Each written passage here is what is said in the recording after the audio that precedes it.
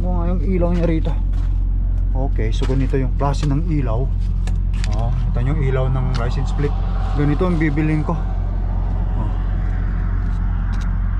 Maghanap ako na ganitong klaseng license plate na ilaw. Nilalagay natin sa truck natin. Nakabang ngayon at putol lang nalaglag lang. Dali lang gawin yun. Ako nagagawa nun. Tobacco with you? No, ma. Cannabis, marijuana?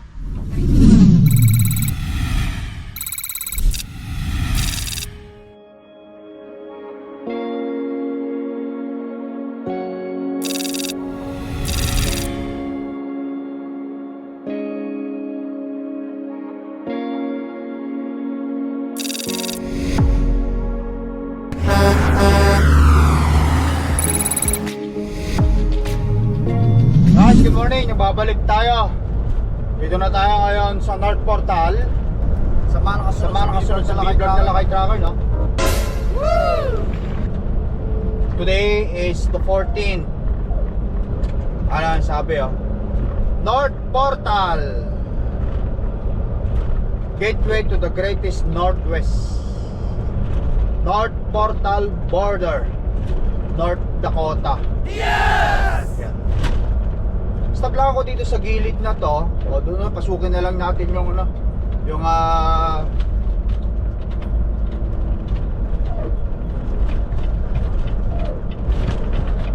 para hindi tayo sa gabal. Papasok tayo dito sa duty free. Papapatayin ko muna yung aking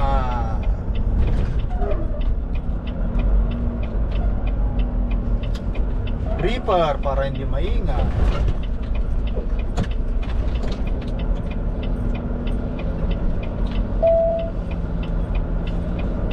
Kumusta nga pala kayo mga kaibigan? Kumusta ang buhay-buhay?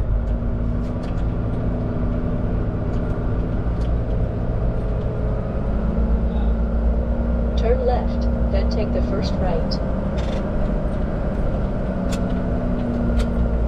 Ba tayo?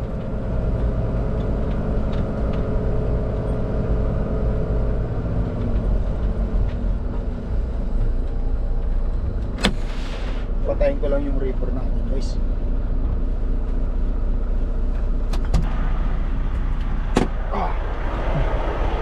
Baka mamaya hindi umandar, andar naman siguro yan. Full charge Off natin muna.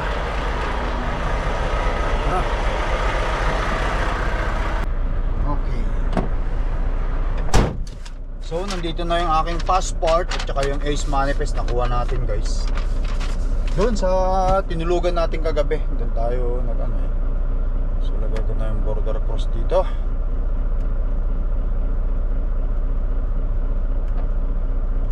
Let's go.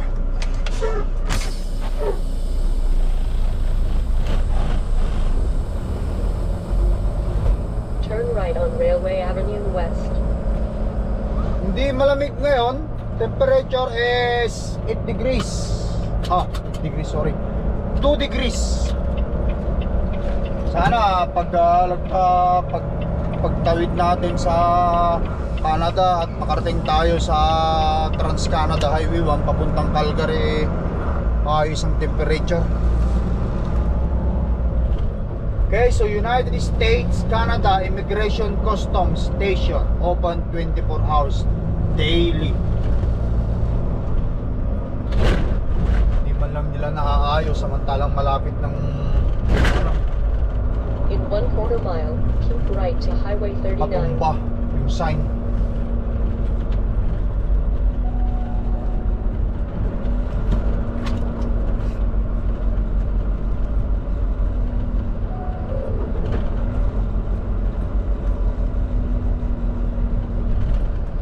Alright, pagkatapos ng mga to tayo. Matagal akong hindi dumaan dito, guys. Siguro sabihin natin mga 6 months meron.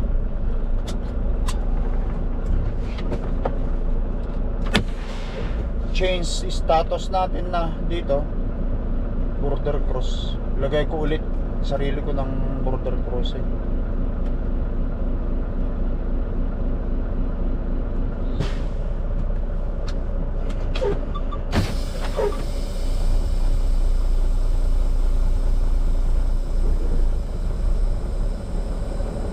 Delivery natin ni bukas.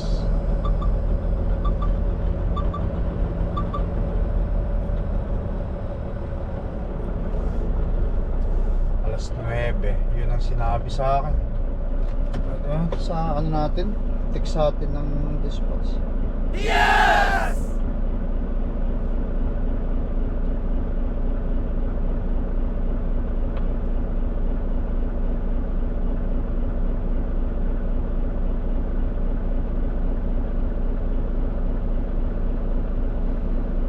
Okay, so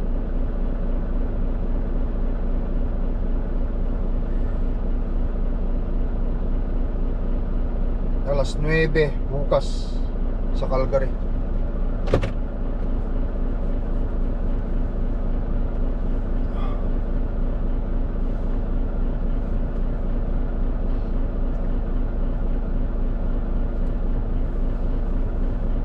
Hindi naman malaki ito, ay hindi naman malaki ito, at hindi ano, hindi busy itong ano na to. Itong border na to, kaya mabilisan lang sila.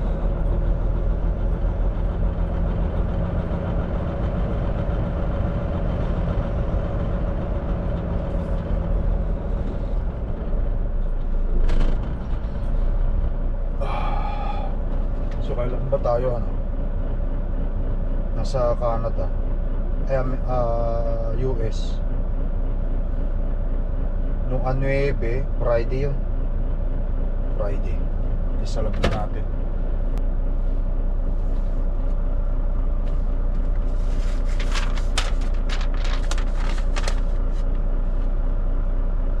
Okay, tayo naman.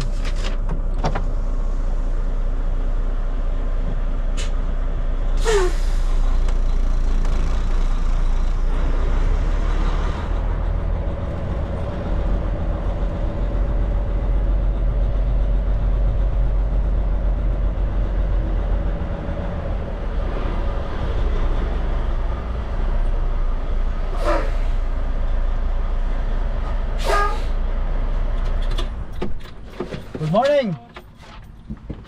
Where do you live? Winnipeg, Manitoba, ma'am. All the way down, Core. Since the 9. What's your load? Frozen meat. Where'd you pick it up? Sheboygan, Wisconsin.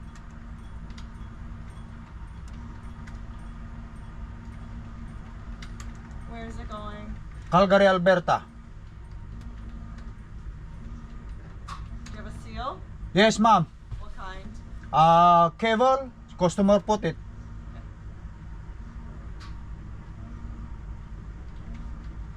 Anything you purchased, received, or acquired while you were down? No, ma'am. Any alcohol with you? Nope. Tobacco with you? No, ma'am. Cannabis, marijuana? No. Anything from duty free? No, I did not. I just stopped there and closed my reaper.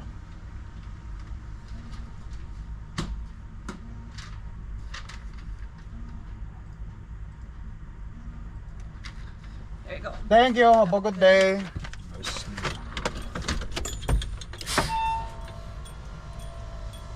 Since ano na guys,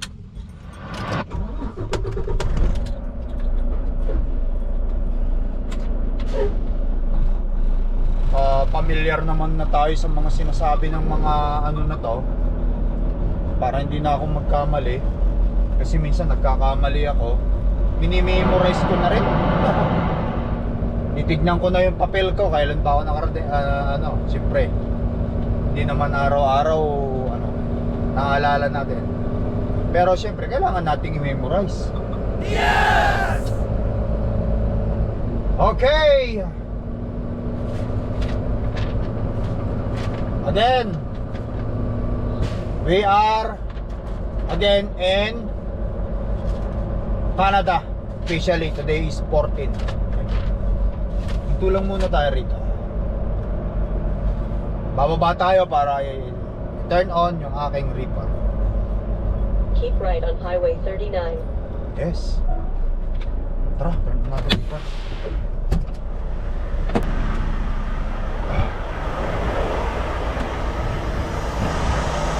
Sana mag-start. Yan.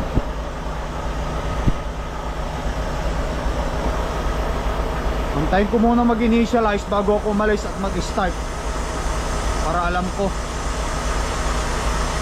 Ayan, nag-initialize siya. Yan, hintayin ko lang muna bago tayo tuluyang umalis.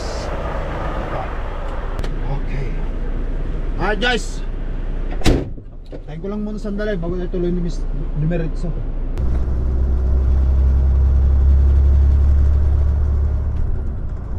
Alright guys, Highway 39 na tayo, malapit na tayo sa Trans-Canada Highway. Paagi, nakita nyo, limited visibility.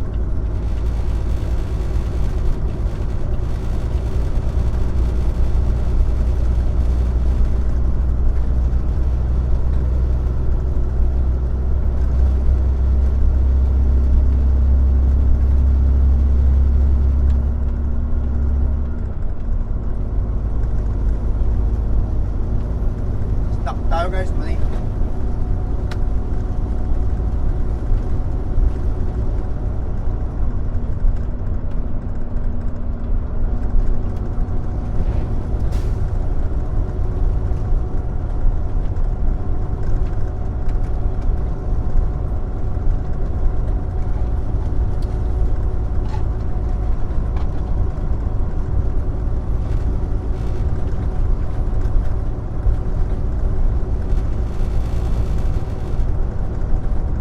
Dahan-dahan lang kasi hindi natin makita eh.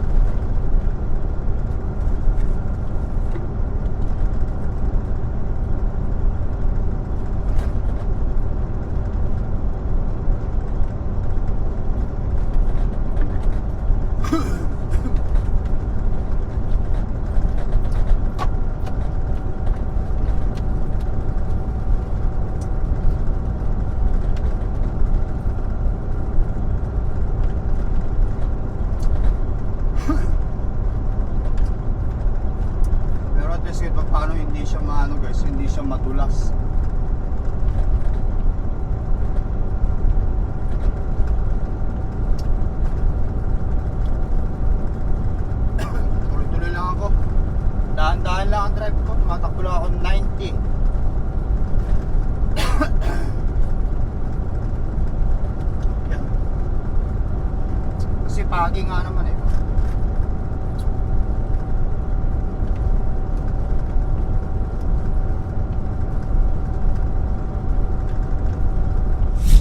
Alright guys, ay nagbabalik tayo.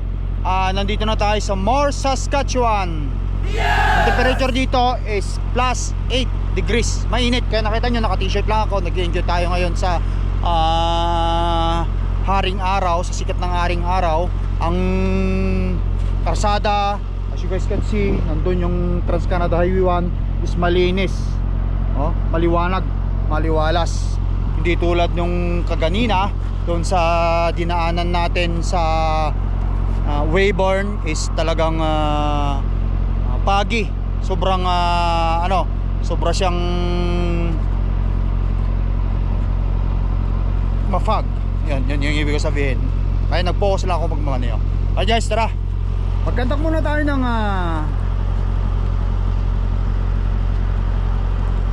light check at saka gulong check, tire check. Ako na ta. Minto muna kasi ako dito kasi nag 1 hour break ako. Nagbuhat ako ng mga 45 minutes. After natin magbuhat 45 minutes, yan, tuloy tayo mag-drive. Hindi natin sayangin yung pagkakataon kasi sabi nga nila health is wealth. Sino agree sa akin guys? Sabi nila kapag ka ang health mo ang na-compromise, lahat ng mga pangarap mo wala na. Hindi ka na makapagtrabaho. Ayan, di ba? Kahit napakadami mong pera, kung ang health mo na-compromise, kung nagka-cancer ka at hindi magagamot, walang problemang ang pera mo, ba? Wala lang. Di ba? Kailangan mag-ano tayo. Uy. Okay lang. Kala ko malambot. Alright, tignan natin dito. So far, wala akong nakikitang hindi maganda. Ito yung mga trailer ng truck na ano guys, horizon tracking. Kasi kita nyo, iba yung ano nya, yung door nya. But anyway, ilaw, lahat check natin yan. Okay, tingnan mo nga yung ilaw nya rito. Okay, so ganito yung klase ng ilaw. Ito yung ilaw ng license plate. Ganito ang bibilin ko. Maghanap ako na ganitong klaseng license plate na ilaw. Nilalagay natin sa truck natin. Nakabang ngayon at putol lang nalaglag lang. Dali lang gawin yun. Ako nagagawa nun. Kasi nung nasa polvo wala mo kasama labor diagnosing is nasa 450. Paktay tayo niya. Anyway, ngayon talaga mga ilaw-ilaw kaya na natin gawin. Huwag lang talaga sa internal ng truck. Hindi natin kaya yun. Sa mismong ano na yan, pagawaan. Crudo, tripod pa. Ayun, ilaw ni Cordapia. So far guys, wala tayong problema sa ilaw. Okay na. Sa kawan ng Panginoon, gumagana lahat. So, bibili ako ng rubber na ganito. Papalit natin dito kasi kita nyo na, ginanito ko lang. Umorder na ako sa Volvo. Sa mga nakasunod sa vlog ko, tatawagan na lang daw ako kapag dumating na. Tsaka natin ikabit ng maayos. Kasi sira na hindi na pwede rito, baka malaglag pa. Ginawan ko lang muna ng paraan. Meron siyang ano rito, ganito, iniipit ko. Meron din dito sa kabila, kita nyo, kaso nga lang is nawala. Hindi, nandyan, hindi ko pa kinakabit. Sa summary kakabit natin. Ayusin natin yan. Alright, so ito ang problema. Bibili tayo. Alright guys, hindi lang palitan yan. Bibili lang tayo ng parts. Hindi na natin kailangan pang dalhin yan sa Volvo. Okay, yun. Alright, problema natin, naayos ko nung nakarang video. Zero ang seat point, zero ang box. Ayos. Let's go guys. Balik-balik tayo sa karsada.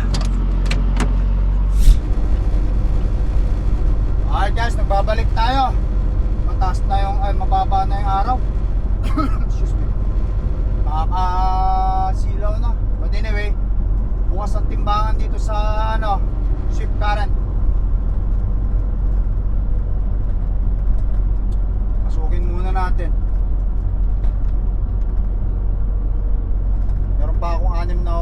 driving, makakarating pa ako sa Calgary. Mga oras na lang eh, kaya focus lang tayo. Masyado nakakasigaw.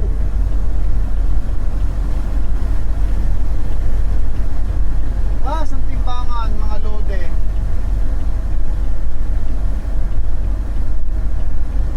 Ganda oh. Hindi lang masyadong malamig. Sarap.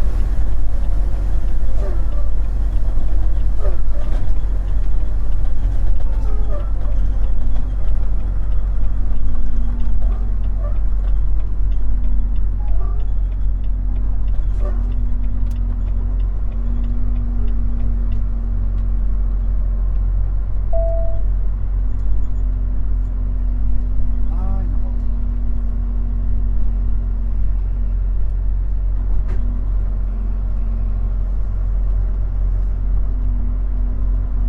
Turn right on Highway 1.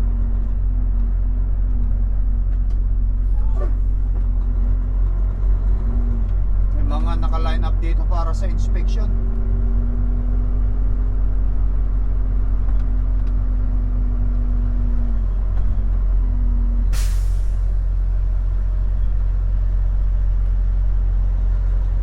Okay, so drive, steer, 5.6 kg. 15,200 sa drive.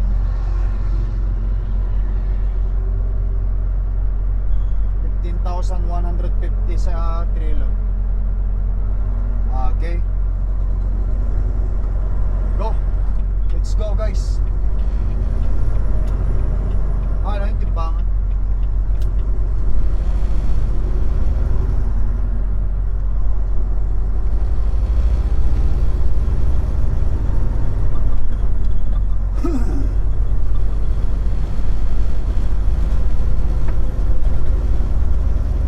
Tuloy-tuloy lang ako. 5 oras pa sa Calgary. Baka madilim na pag makarating tayo. Continue on the current road.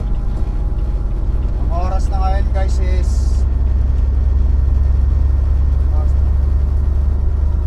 is 4:30 na. 4, 5, 6, 7, 8, 9, 9:30 siguro.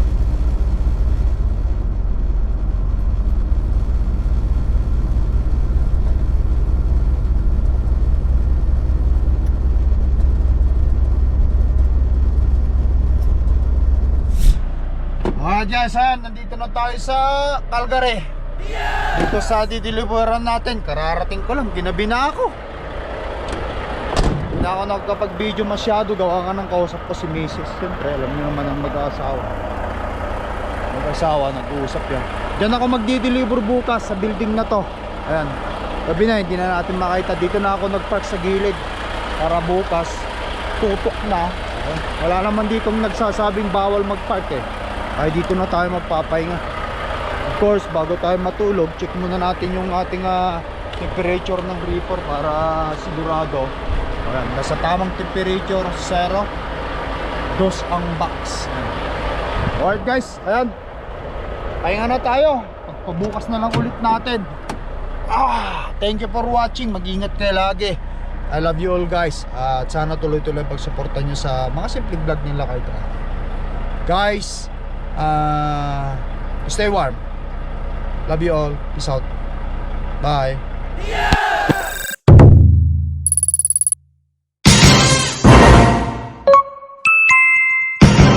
Lakai Tracker.